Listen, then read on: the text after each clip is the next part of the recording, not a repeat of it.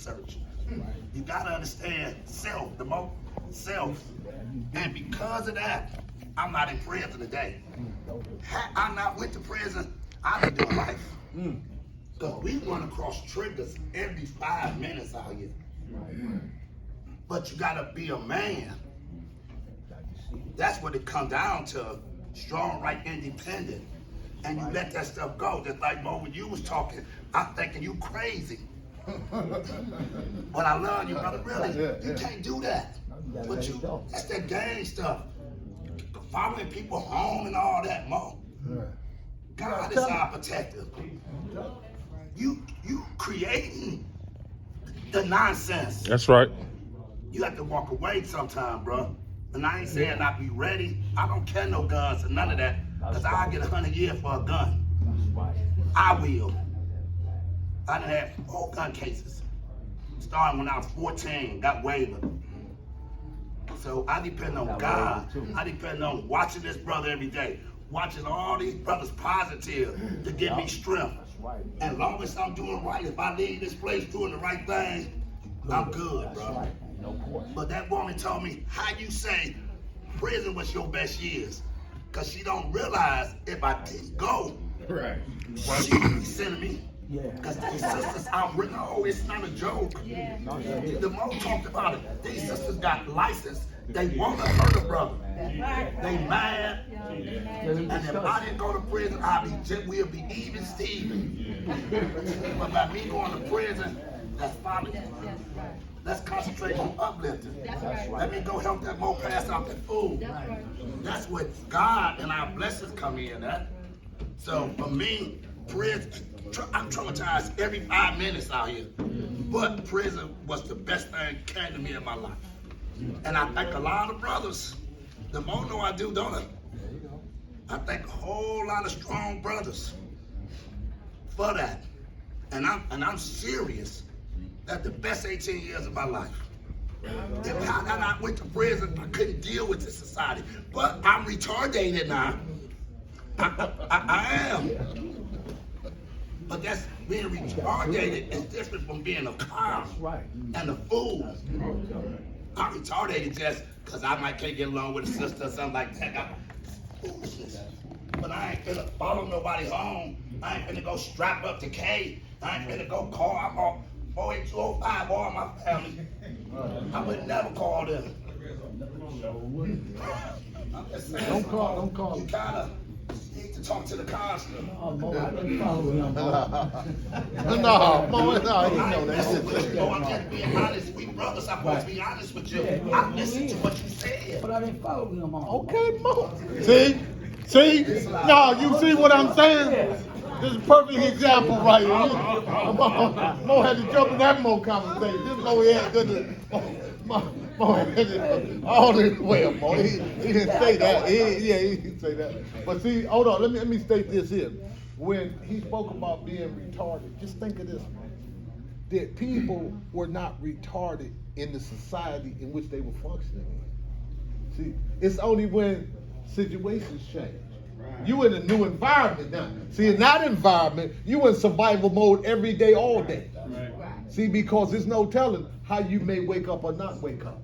So you in a certain mode that you had to be very smart and very aware. So some of the people from here go there, they're gonna go retarded. They're gonna be retarded when they get there because they have no idea that terrain at all. So now it's the readjustment piece. It's what we're talking about. We're talking about certain prison traumas that we have actually underwent, and some people are ashamed of it. Some people are ashamed of those mistakes they made early on in their life, and they had to be put in a corrective position. But see, prison failed us too. Yes.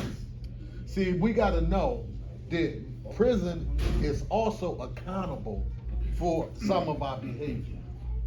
See, they're accountable, and people didn't realize it until 2008, around then, that the institutions is responsible too. Yes, sir. Why? Because they have a certain responsibility to the people they are to take care of or they're to oversee. So now you have all these resources about somebody being in there. Now here it is, you didn't hold up to your responsibility. It turned into a warehouse. And some of you remember when prison was taken a little bit more serious, they had all these schools, all this curriculum, all these things that could make you more employable when you come back to society. Yes, sir. And then at a point, they removed it all. Recidivism rate start going up. Why? Because they turned it into, it's a money machine. See, this is a money machine here. And look, now when they look at it, they say, oh, we don't have enough people coming back. What are we doing? We giving them too many tools to work with once they leave here. People leaving here. Hans Bay, you had some degrees when you was up in there. Sigazil, did you get some degrees? Yeah. Shopstein Bay, you get some degrees. King Hill, I know you got some degrees. But Mecca Bay, did you get a degree? See, all that was available. For all this free education, what are you talking about? And people, not only that, they had the study time. They had the time to actually apply themselves in those particular fields. They said, y'all getting too smart. And we don't want smart people here. See, that's not what we want here. We want people that's bound to repeat it. Because see, that's why they was getting ready to get you in trouble, FuquaBey.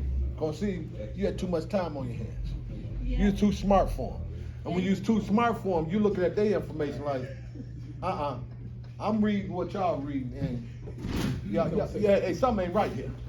So then you give it to some other smart people, and they say, no, that ain't right.